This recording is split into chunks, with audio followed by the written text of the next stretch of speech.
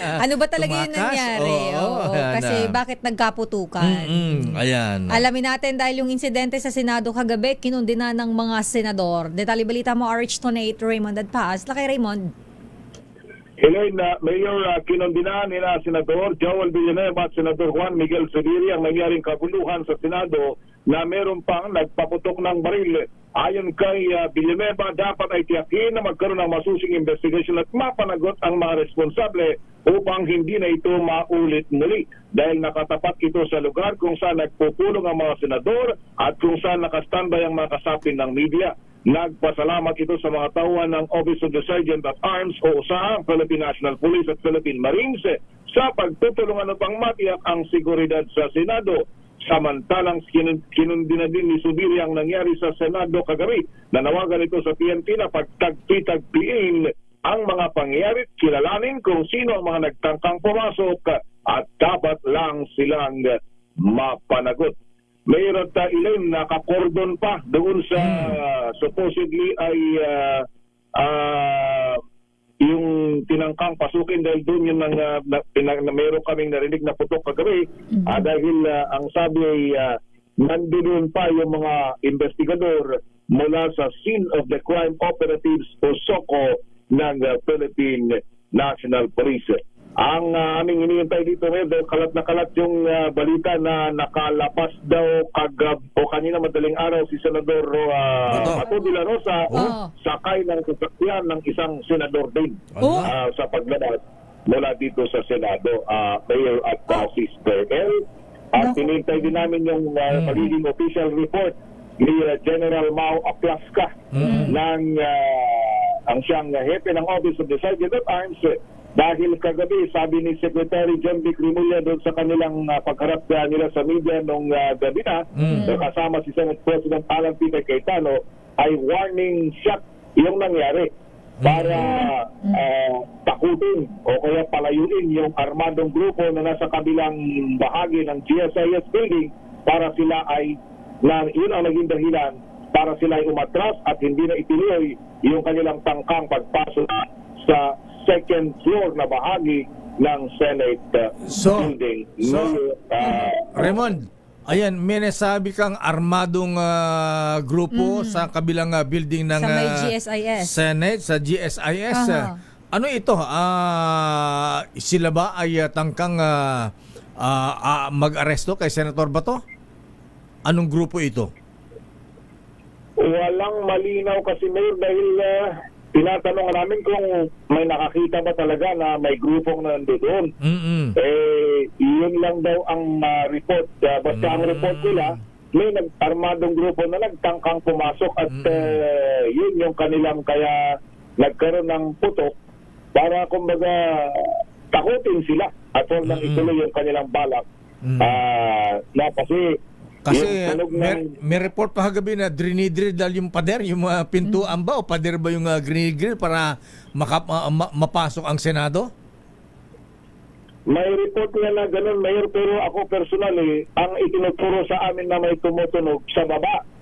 Kaya nung pumunta kami, nagpaliwanag yung taga-engineering department, si Director Daniel Esteban yata yung pangalan, basta Esteban yung apelyido, Mayor. Ang sabi niya ay merong nagsasagawa ng preventive maintenance sa kanila. Yung USIS. Sabi namin, kaya bang butasin yan? Ay hindi, ang kapal niyan. Sabi niya, hindi nila kaya butasin yan.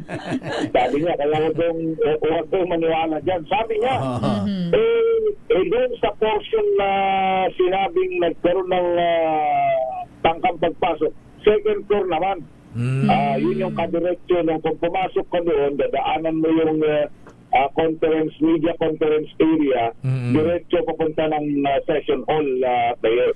Pero ito ang kumpara mo, Raymond, kung balita nyo ay nakalabas na si Bato, lilitaw na nga na diversionary tactic yung ginawa kagabi kung totoo na wala na si Bato dyan. Oo nga. Ang informasyon kasi ganito, Mayor, alas 12, pumunta pa nga sila doon, Attorney Torion doon sa crime scene. Pinuntahan pa, pero ang balita kasi Mayor dito is parang between 2 to 2:30. lumabas kasama Subato. o sakay ng sasakyan ng isa rin sa mga kasamahang senador. Mayor. Sinong senador yan? Yung nagdala rin sa kanya sa loob? Sa oblo? Ayan, o iba? Iba yung paborito mo, Mayor. Ito din. Talaga. Grabe ano. O sa bagay makikita naman sa CCTV yan, Raymond, di ba? Sa hagdanan nga may CCTV eh. Unless nakasabot yung usaa, dumaan dun sa walang CCTV o pinatay yung CCTV. Wala yatang area, Mayor, dito na walang CCTV. Siyempre, maliban sa CR. Maliban lang yata sa CR, Mayor, yung Pero- yun lang ang bahagi ng... Pero makikita ng pa rin Senado, dyan. Mayor. Pagkamakit ng pumasok sa CR at hindi na lumabas, baka dumaan sa bintana yan. Yung gano'n. Pero lakay Raymond, yan ay ano pa lang naman, 'di ba? Sinasabi pa lang. As of now, wala kayong nakitang anino ni Senator Bato diyan. Wala kasi, well, in fairness naman, dahil na doon sa may putok na nangyari kagabi, ay baka nag-security precaution at kahapon kasi maaga siya bumaba na dito eh. Naglalakad-lakad na dito sa baba eh, sa second floor eh. Si Bato? Kasi Oo. nananalangin siya kahapon na pakuha niya yung TRO. makakuha ng TRO. Kumanta-kanta pa siya dito kahapon ng PMA hymn. Oo Oo nga. nga. Kumanta siya kahapon. Tsaka cool na cool ang Bato kagabi kahapon ha. Chill lang siya. Kahapon umaga ba yun? Oh. Pero nung hapon, Mayor, personally, ang nakita ko, unang-unang naging namin is dumating si Atty. Torion. Nung nag-usap sila, then later on, si Senator Bato dumalo lang sa session. After a while, umalis na. Umakyat na sa kanyang opisina. Siguro, Yun yung Raymond, Facebook Live lang, Mayor. masasagot yung tanong mo kasi 9:30 daw ay maaring may address, Presidential may address. statement ang Pangulong Bongbong Marcos. Baka masagot na niya. Masabi kung andyan pa ba si Bato o wala na. Ayan na. Nakatakas na ba? Itinakas na ba? Ayan. Yung bang balita natin, yung nagpasok babaeng senador. Ito bang nagtakas na balita ngayon lalaking senador? Babae ba o lalaki pa? Lalaki daw. Favorite ko daw. Ay, favorite mo? Oo. Ang umamin na nagpasok ay si SP Escudero tuloy. SP Alan mismo. Inamin niya. Nasasakyan daw niya yung ginamit. Hindi daw si ate. Hindi ba si ate? Hindi si Sanpia. Hindi naman pala. Okay. Hindi daw si ate. Inako na niya. Yun nga yung ibig binanggit ni Senator Singh, nag-sorry nga siya kagabi. Kaya pumingi siya ng formanhin, mali yung kung mali yung informasyon ko, humingi ako ng formanhin. Sabi, tinanggap naman din siya nag-upiya. Pero dito ang naglabas, Magaling sa aksyon ha. Ayan. Parang kilalang kilala. Makikita yan sa CCTV. Ayan. Okay, sige nga Rod. Lahat ng tanongin namin dito ngayon, medyo tahimik pa sila eh. Wala pang reaction dito. Kumusta yung kwarto ni Senator Bato? May tao pa ba doon? Wala naman na yata nakabantay eh.